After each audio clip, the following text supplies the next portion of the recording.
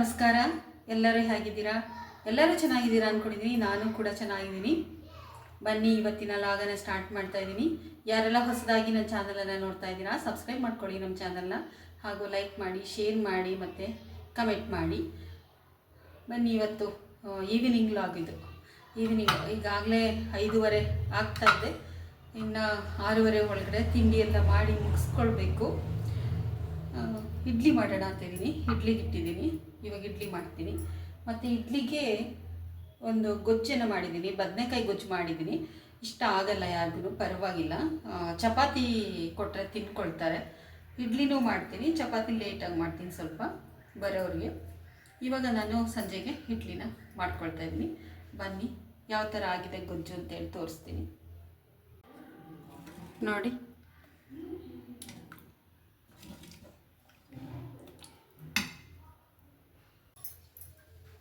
Cooker ಇಟ್ಟಿದ್ದೀನಿ, ನೀರು ಬಿಸಿ ಆಗಲಿ. ಅಷ್ಟಕ್ಕೆ ನಾನು ತಟ್ಟೆಗೆಲ್ಲ ಹಸಿಟ್ಟನ್ನು ಹಾಕ್ಕೊಳ್ತೀನಿ. ಇವತ್ತು ಬೆಳಗ್ಗೆ ತಿಂಡಿಗೆ ಕೂಡ ಇದೆ.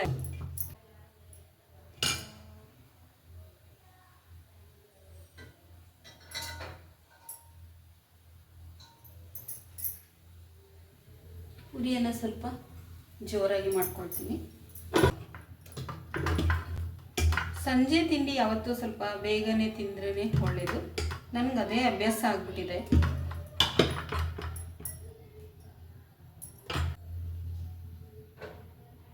ಇನ್ನೊಂದು ವಿಷಯ ಹೇಳಬೇಕಂತ ಇದೆ. ಗೌರಿ ಹಬ್ಬ ಹತ್ತಿರ ಬಂತಲ್ಲ, ಇನ್ನೇನು ಮಂಗಳವಾರ ಗೌರಿ ಹಬ್ಬ ಇದೆ. ಹಬ್ಬ ಏನು ಮಾಡ್ತಾ ಇಲ್ಲ ನಾವು, ನಾನು ಮಾಡ್ತಾ ಇಲ್ಲ ಹಬ್ಬನ. ಥರಗಳಿಂದ ಮಾತ್ರ ಅಮ್ಮನ ಮನೆಯಿಂದ ಏನು ಕೊಡಬೇಕು, ಏನು ಬಿಡಬೇಕು ಅದನ್ನೆಲ್ಲ ಮಾತ್ರ ಕೊಟ್ಬಿಟ್ಟಿದ್ದಾರೆ ಅವರು. 4-5 ದಿನ ಇದೆ ಹಬ್ಬ, ಇನ್ನೊಂದು ವಾರ ಇದೆ ನನಗೆ ಕೊಟ್ಬಿಡ್ತಾರೆ. ನಾವು ರಕ್ಷಾಬಂಧನಕ್ಕೆ ಹೋಗಿರ್ತೀವಲ್ವ, ಆವಾಗಲೇ ಅಮ್ಮ ಏನು ಕೊಡಬೇಕು ಎಲ್ಲನೂ ಕೊಟ್ಬಿಟ್ಟಿರ್ತಾರೆ.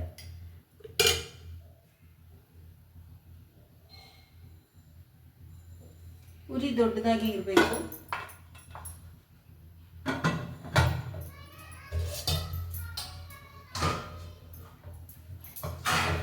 ಇದು ಒಂದು 15 ನಿಮಿಷ ಬೇಯಬೇಕು. ಇದು 15 ನಿಮಿಷ ಆದಮೇಲೆ ನಾನು ಇದನ್ನು ತೆಗಿತೀನಿ. ಅಲ್ಲಿವರೆಗೂ ಬೇಯ್ತಾ ಇರಲಿ.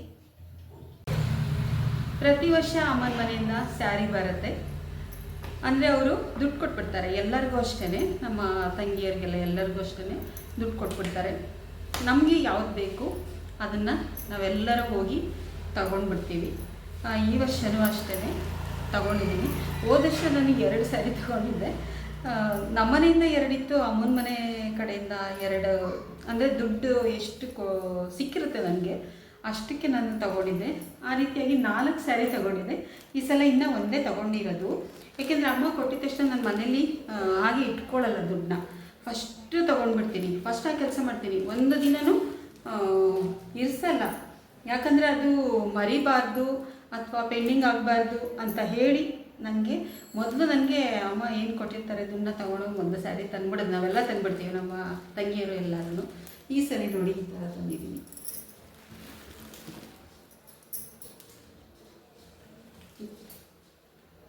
ಈ ಕಲರ್ ತೊಗೊಂಡಿದ್ದೀನಿ. ಕಲರ್ ನನ್ನ ಮಗಳು ಚಾಯ್ಸ್ ಮಾಡಿದ್ದು. ನನಗೆ ಇಷ್ಟವಾದ ಕಲರ್ ಕೂಡ ಇದೆ ನೋಡಿ, ಗ್ರೀನ್ ಕಲರಲ್ಲಿದೆ. ಪಲ್ಲು ಎಲ್ಲ ಗ್ರೀನ್ ಕಲರ್ ಇದೆ, ಮತ್ತು ಬ್ಲೌಸ್ ಕೂಡ ಗ್ರೀನ್ ಕಲರಲ್ಲೇ ಇದೆ. ಅಂತ ಚೆನ್ನಾಗಿದೆ. ಹೀಗೆ ವರ್ಷಕ್ಕೆ ಒಂದು ಈ ಥರ ತೆಗೆದಿಟ್ಕೊಂಡ್ಬಿಟ್ರೆ ಮದುವೆಗಳಿಗೆಲ್ಲ ಹೋದಾಗ ಎಲ್ಲ ಬೇಕಾಗುತ್ತೆ. ನಾನು ಈ ಸಲ ಇನ್ನೂ ಹೊಲಿಸಿಲ್ಲ. ಯಾಕೆ ಹೊಲಿಸಿಲ್ಲ ಅಂದರೆ ಇಷ್ಟು ದಿನ ಬೇಗ ಹಬ್ಬಕ್ಕೆಲ್ಲ ರೆಡಿ ಆಗಿಬಿಡ್ತಾಯಿತ್ತು ಸ್ಯಾರಿ. ಈ ಸಲ ನಾನು ಗೌರಿನ ಕೂರಿಸ್ತಾ ಇಲ್ಲ ಈ ವರ್ಷ, ಅದಕ್ಕೆ ಹಾಗೆ ಇಟ್ಟಿದ್ದೀನಿ. ಈಗ ಇನ್ನೊಂದು ಮದುವೆ ಬರ್ತಾ ಇದೆ, ನನ್ನ ನಾದಿನಿ ಮಗನ ಮದುವೆ. ಆ ಮದುವೆ ಇಷ್ಟೊತ್ತಿಗೆ ಇನ್ನೂ ತೊಗೊಳ್ಬೇಕು ಸ್ಯಾರಿಗಳನ್ನ. ಆವಾಗ ಎಲ್ಲ ಒಂದೇ ಸಲ ಬ್ಲೌಸ್ ಎಲ್ಲ ಹೊಲಿಸ್ಕೊಳ್ಳೋಣ ಅಂದ್ಕೊಂಡಿದ್ದೀನಿ. ನನ್ನ ಮಗಳು ಇಲ್ಲಮ್ಮ, ನೀನು ಬೇಗ ಒಂದೊಂದು ತಗೊಂಡಂಗೆ ಹೊಲಿಸ್ಕೊಂಬಿಡು, ಅದನ್ನು ಹಾಗೆ ಇಡಬೇಡ ಅಂತ ಹೇಳ್ತಾ ಇರ್ತಾಳೆ. ಇದಕ್ಕೆ ಬ್ಲೌಸನ್ನು ಎಲ್ಲ ಹೊಲಿಸಿ ರೆಡಿ ಮಾಡಬೇಕು. ನೋಡಿ ಹೇಗಿದೆ ಅಂತ ಹೇಳಿ ಸ್ಯಾರಿನ. ನೋಡಿ, ಅಮ್ಮನ ಮನೆಯಿಂದ ಬಂದಿದ್ದು ಅಂತಂದರೆ ಎಷ್ಟು ಎಷ್ಟೊಂದು ಖುಷಿ ಆಗುತ್ತೆ ಅಂದರೆ ಅಷ್ಟು ಖುಷಿ ಆಗುತ್ತೆ. ನೋಡಿ ಇದು ಪಲ್ಲು, ಇದು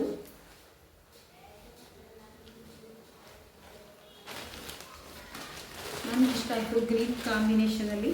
ನಾನು ಸಾಮಾನ್ಯ ಗ್ರೀನ್ ತುಂಬಾ ಇಷ್ಟಪಡ್ತೀನಿ, ಗ್ರೀನ್ ಅಂತ ಅಂದರೆ. ಆದರೆ ಎಲ್ಲ ಮೊದಲೆಲ್ಲ ಅದೇ ಥರ ಆಗ್ಬಿಡ್ತಾಯಿತ್ತು, ಎಲ್ಲವೂ ಒಂದೇ ಕಲರ್ ಆಗ್ಬಿಡ್ತಾಯಿತ್ತು. ಅದಕ್ಕೆ ಈಗ ಬೇಡ, ಎಲ್ಲ ಕಲರ್ಗಳು ಇರಲಿ ಅಂತ ಹೇಳಿ ತಗೊಳ್ತಾ ಇದ್ದೀನಿ. ನಿಮಗೆಲ್ಲ ಇಷ್ಟ ಆಯಿತಾ? ಇಷ್ಟ ಆಗಿದ್ದರೆ ಕಮೆಂಟ್ ಮಾಡಿ ಹೇಗಿತ್ತು ಅಂತ ಹೇಳಿ.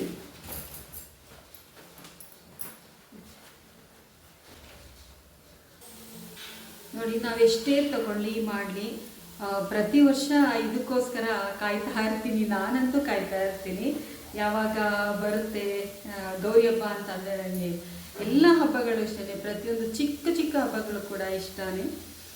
ನೋಡಿ ಈ ಥರ ಈ ವರ್ಷ ನಾನು ಈ ಥರ ಕಲರ್ನ ತಗೊಂಡಿದ್ದೀನಿ. ಅಮ್ಮನ ಮನೆಯಿಂದ ಬಂದಂತಹ ಸ್ಯಾರಿ ಇದು ಹೇಗಿದೆ ಅಂತ ಹೇಳಿ ಕಮೆಂಟ್ ಮಾಡಿ.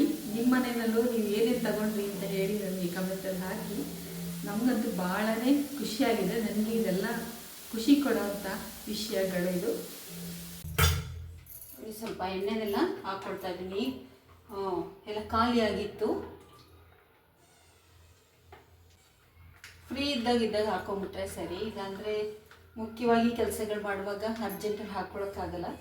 ಅದಕ್ಕೆ ನಾನು ಏನು ಮಾಡ್ತೀನಿ, ಈವ್ನಿಂಗಲ್ಲಿ ನಾನು ಇಲ್ಲೆಲ್ಲ ಕೆಲಸ ಮಾಡ್ಕೊಳ್ತೀನಲ್ಲ ಸಂಜೆ, ಆವಾಗ ಈ ಥರದ್ದೆಲ್ಲ ಕೆಲಸಗಳನ್ನ ಮಾಡ್ಕೊಂಡ್ಬಿಡ್ತೀನಿ. ಹೇಗಿದ್ರು ಅಡುಗೆ ಮನೆಯಲ್ಲೇ ಇರ್ತೀನಲ್ವ, ಇದೆಲ್ಲ ಮುಗಿಯೋವರೆಗೂ. ಅದಕ್ಕೆ ಈ ಥರ ಒಂದೊಂದು ಕೆಲಸಗಳಿತ್ತು ಅಂದರೆ ಮಾಡ್ಕೊಳ್ತೀನಿ. ಇದನ್ನು ನಾನು ಹಾಗೆ ಇಲ್ಲಿ ಹಿಂದೆ ಇಟ್ಟಿರ್ತೀನಿ, ಎಣ್ಣೆ ಎಲ್ಲ ಸೋರ್ಕೊಳುತ್ತಲ್ಲ, ಆಮೇಲೆ ಇದಕ್ಕೆ ಬಗ್ಸ್ತೀನಿ ನಾನು.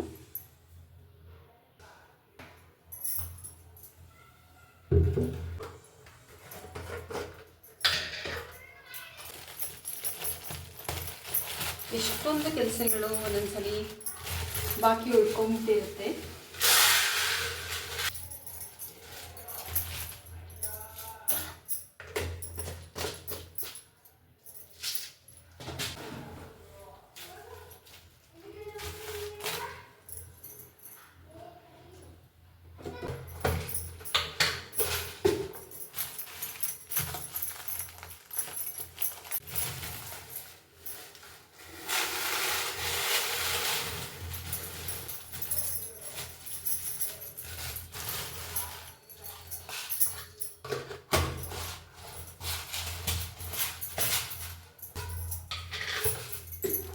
ಎಲ್ಲ ಸ್ವಲ್ಪ ಖಾಲಿ ಆಗಿತ್ತು ಅಂತೇಳಿ ಈಗ ಒಂದು 4-5 ದಿನ ಆಯ್ತು ಆಗಲಿದೆ ತೊಗೊಂಡು ಬಂದು, ಆದರೆ ಹಾಕ್ಕೊಂಡಿರಲಿಲ್ಲ, ಅದರಲ್ಲೇ ಬಾಕ್ಸಲ್ಲೇ ಇತ್ತಲ್ಲ, ಅದನ್ನೇ ಎಲ್ಲ ಖಾಲಿ ಮಾಡ್ತಾ ಇದ್ದೆ.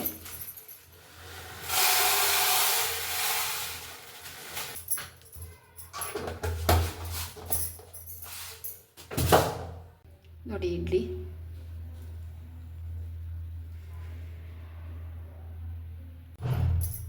ಇನ್ನೂ ಒಂದ್ಸಲ ಇಡಬೇಕು, ಎಲ್ಲ ತೆಕ್ಕೊಂಡು ಇನ್ನೆಲ್ಲ ತೆಗೆದಾದ್ಮೇಲೆ ಇನ್ನೊಂದ್ಸಲ ಇಟ್ಕೊಳ್ತೀವಿ.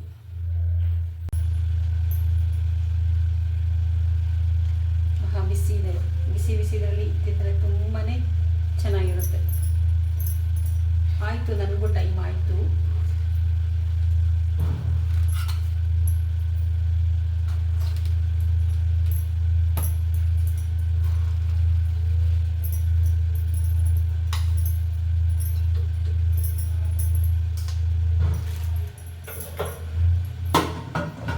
ತೆಗಿಬಾರ್ದು, ಹಾಗೆ ಇಟ್ಬಿಟ್ರೆ ಬಿಸಿಯಾಗಿರುತ್ತೆ.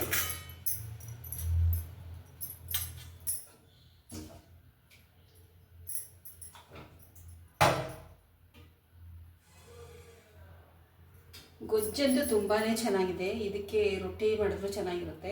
ಅಷ್ಟೇ ಅಲ್ಲ, ಬಿಳಿ ಹೋಳಿಗೆ ಮಾಡಿಕೊಂಡ್ರೆ ಮಾತ್ರ ಸೂಪರ್ ಆಗಿರುತ್ತೆ ಇದು ಗೊಜ್ಜು.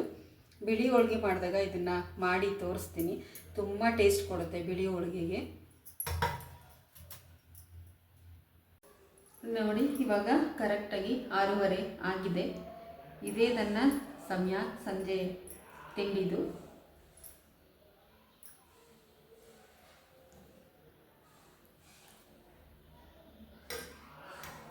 ತುಂಬ ಚೆನ್ನಾಗಿದೆ, ಗೊಜ್ಜು ಚೆನ್ನಾಗಿದೆ. ಗೊಜ್ಜಿಗೆ ಹೇಳಿದ್ನಲ್ಲ, ಬಿಳಿ ಹೋಳಿಗೆ ಮಾಡಿಕೊಂಡ್ರೆ ಮಾತ್ರ ಸೂಪರಾಗಿರುತ್ತೆ. ಒಂದಿನ ಮಾಡ್ತೀನಿ, ಬಿಳಿ ಹೋಳಿಗೆ ಮಾಡಿದಾಗ ತೋರಿಸ್ತೀನಿ ನಾನು ನಿಮಗೆ. ಇವತ್ತಿನ ವಿಡಿಯೋ ನಿಮಗೆಲ್ಲ ಇಷ್ಟ ಆಗಿದೆ ಅಂತ ತಿಳ್ಕೊಂಡಿದ್ದೀನಿ. ನೋಡಿ, ಅಮ್ಮನ ಮನೆಯಿಂದ ಸ್ಯಾರಿ ತಂದಿರೋದನ್ನು ನಿಮ್ಮ ಹತ್ರ ನಾನು ಶೇರ್ ಮಾಡಬೇಕಾಗಿತ್ತು, ನಿಮ್ಮ ಹತ್ರ ಹಂಚ್ಕೊಳ್ಳೋಣ ಅಂತ ಅನ್ನಿಸ್ತು. ಅದಕ್ಕೆ ಇವತ್ತು ಆ ವಿಷಯನ ಹೇಳಿದೆ. ನೋಡಿ, ಅಮ್ಮನ ಮನೆಯಿಂದ ಪ್ರತಿ ವರ್ಷ ಬಾಗಿನ ಬಂದೇ ಬರುತ್ತೆ. ಹೆಣ್ಮಕ್ಳಿಗೆ ಎಷ್ಟೊಂದು ಖುಷಿ ಕೊಡುತ್ತೆ ಅಂದರೆ ಅಷ್ಟೊಂದು ಖುಷಿ ಕೊಡುತ್ತೆ. ಆ ಒಂದು ದಿನಕ್ಕಾಗಿ ಹೆಣ್ಮಕ್ಳೆಲ್ಲ ಕಾಯ್ತಾ ಇರ್ತಾರೆ ನಿಜವಾಗ್ಲೂ. ನೋಡಿ, ಇವತ್ತಿನ ಸ್ಯಾರಿ ಕಲರ್ ಕೂಡ ತುಂಬ ಚೆನ್ನಾಗಿದೆ. ಪಿಂಕ್ ಕಲರು ನನ್ನ ಮಗಳು ಚಾಯ್ಸ್ ಮಾಡಿದಂಥದ್ದು. ನನಗಂತೂ ಭಾಳ ಇಷ್ಟ ಆಯಿತು. ನೋಡೋಣ, ಅದನ್ನೆಲ್ಲ ರೆಡಿ ಮಾಡಿಸಿ ಉಟ್ಕೊಂಡಾಗ ನಾನು ನಿಮಗೆಲ್ಲ ತೋರಿಸ್ತೀನಿ. ನೋಡಿ, ಸ್ವಲ್ಪ ಒಂದೆರಡು ಪಾತ್ರೆಗಳಿದೆ. ಇವಾಗ ನಾನು ತಿಂಡಿ ತಿನ್ನಲ್ಲ ಅದು, ಮತ್ತು ಇನ್ನು ಒಂದು ತಟ್ಟೆ ಎಲ್ಲ ಇತ್ತು, ಅದನ್ನು ಕೂಡ ತೊಳ್ಕೊಂಬಿಡೋಣ ಅಂತ. ತೊಳೆದೆಲ್ಲ ಕ್ಲೀನ್ ಮಾಡಿಬಿಟ್ರೆ ಅಡುಗೆ ನೀಟಾಗಿಬಿಡುತ್ತೆ.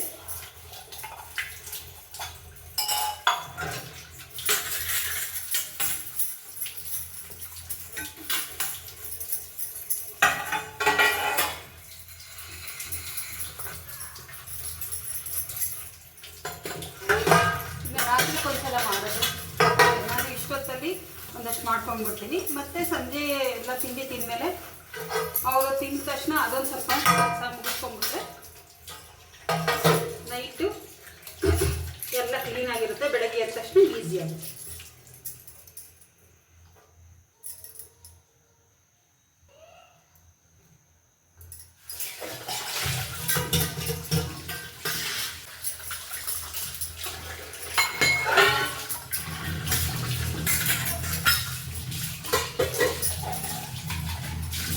ಇದು ಬಿಸಿ ನೀರು, ಯಾವಾಗಲೂ ಬಿಸಿ ನೀರು ರೆಡಿ ಇಟ್ಕೊಂಡಿರ್ತೀನಿ ಕುಡಿಯೋದಕ್ಕೆ.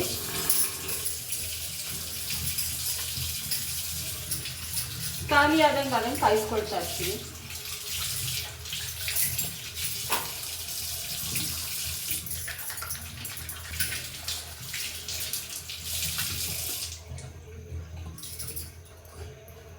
ಮುಗೀತು. ರಾತ್ರಿಗೆ ಹಣ್ಣು ಕೂಡ ಹೆಚ್ಚಿ ರೆಡಿ ಮಾಡ್ಕೊಂಡ್ಬಿಡ್ತೀನಿ. ಇವಾಗಲೇ ಹೆಚ್ಚಿಟ್ಬಿಟ್ರೆ ನೈಟಲ್ಲಿ ತಿನ್ಕೊಳ್ಬೋದು ಅಂತ. 8 ಗಂಟೆಗೆ ಯಾವ್ದಾರು ಆಗ್ಬೋದು. ಇದೇ ತಿನ್ನಬೇಕು ಅದೇ ತಿನ್ನಬೇಕು ಅಂತ ಏನಿಲ್ಲ. ನಾನು ಇವತ್ತು ಪರಂಗಿ ಹಣ್ಣು ತೊಗೊಂಡು ಬಂದಿದ್ದೆ, ಪರಂಗಿ ಹಣ್ಣು ಕೂಡ ಹೆಚ್ಚಿಟ್ಕೊಳ್ತೀನಿ. ಮೂಸಂಬಿ ಹಣ್ಣು ತಿಂದರೆ ಮೂಸಂಬಿ ಹಣ್ಣು ಹೆಚ್ಚಿಕೊಳ್ತೀನಿ. ಈ ಥರ ಅದನ್ನು ಕೂಡ ಜ್ಯೂಸ್ ಮಾಡ್ಕೊಂಡ್ಬಿಡ್ತೀನಿ. ಈ ಥರ ನಾನು ಆರೋಗ್ಯನ ನೋಡ್ಕೊಳ್ತಾ ಇರ್ತೀನಿ. ನೋಡಿ, ನೀವು ಕೂಡ ಅದೇ ರೀತಿ ಮಾಡಿ. ಇಷ್ಟೊತ್ತಿಗೆ ತಿನ್ನೋದನ್ನು ಕೆಲಸನ ಮುಗಿಸ್ಕೊಂಬಿಡಿ. ಊಟ ಮಾಡೋ ಅಂಥದ್ದನ್ನು ನೈಟ್ ಯಾವುದಾದ್ರೂ ಒಂದು ಹಣ್ಣು ಪರವಾಗಿಲ್ಲ, ಬಾಳೆಹಣ್ಣು ಇರ್ಬೋದು, ಯಾವುದಾದ್ರೂ ಸರಿಯೇ, ಒಂದು ಹಣ್ಣು ತಿಂದರೆ ಬೇಕಾದಷ್ಟು. ಬಂದಿದ್ದರೆ ಇವಾಗ ನಾನು ಹೆಚ್ಕೊಳ್ತೀನಿ. ನೋಡಿ, ಇದನ್ನು ಸಿಪ್ಪೆನೆಲ್ಲ ತೆಕ್ಕೊಳ್ಳೋಣ ಫಸ್ಟು. ಹಣ್ಣಾಗಿದೆ, ಇದು ಚೆನ್ನಾಗಿ ಹಣ್ಣಾಗಿದೆ.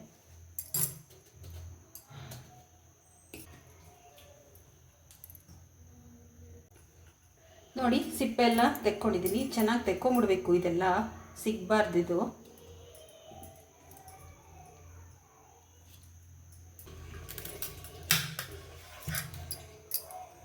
ನೋಡಿ ಹೇಗಿದೆ ಅಂತ.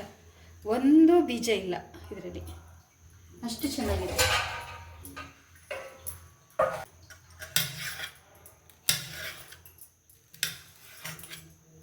ಈ ಥರ ಚಿಕ್ಕ ಚಿಕ್ಕದಾಗಿ ಹೆಚ್ಚಿಟ್ಕೊಂಡ್ಬಿಡ್ತೀನಿ. 7 ಗಂಟೆ ಆಗಿದ್ದೆ ಆಗಲೇ. ಆಮೇಲೆ ನೋಡಿ, ಪರಂಗಿ ಹಣ್ಣಲ್ಲಿ ಈ ಭಾಗ ಇದೆಯಲ್ಲ, ಇದನ್ನು ತೆಗಿಬಾರ್ದು. ಇದೇ ಮುಖ್ಯವಾಗಿ, ಇದರಲ್ಲೇ ಕಹಿ ಅಂಶ ಜಾಸ್ತಿ ಇರುತ್ತೆ. ಮಕ್ಕಳಿಗೆ ಈ ಥರ ಇದ್ರ ಸಮೇತ ತಿನ್ನೋದಕ್ಕೆ ಕೊಡೋದ್ರಿಂದ ಜಂತು ಹುಳು ಅದೆಲ್ಲ ಬರುತ್ತಲ್ಲ ಕರಳಲ್ಲಿ, ಅದೆಲ್ಲ ಹೋಗುತ್ತೆ. ಅದರಿಂದ ಈ ಒಂದು ಪಾರ್ಟನ್ನು ತೆಗಿಬಾರ್ದು.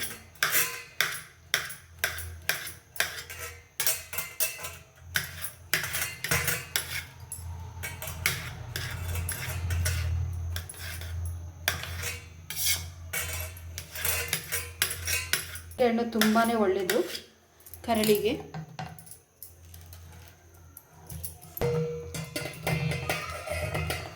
ಈ ಥರ ಹಾಕಿ ರೆಡಿ ಇಟ್ಕೊಂಬಿಟ್ರೆ ನನಗೆ 8 ಗಂಟೆ ಅಷ್ಟೊತ್ತಿಗೆ ತಿನ್ನೋದಕ್ಕೆ ಸರಿ ಹೋಗುತ್ತೆ.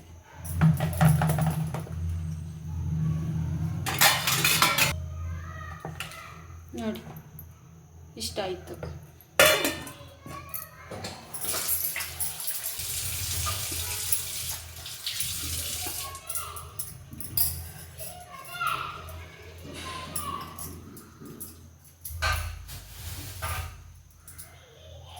ಯಾವುದೇ ಇರಲಿ ಅಲ್ಲೆಲ್ಲ ಕ್ಲೀನ್ ಮಾಡ್ಕೊಂಡ್ಬಿಟ್ರೆ ಬೆಸ್ಟು.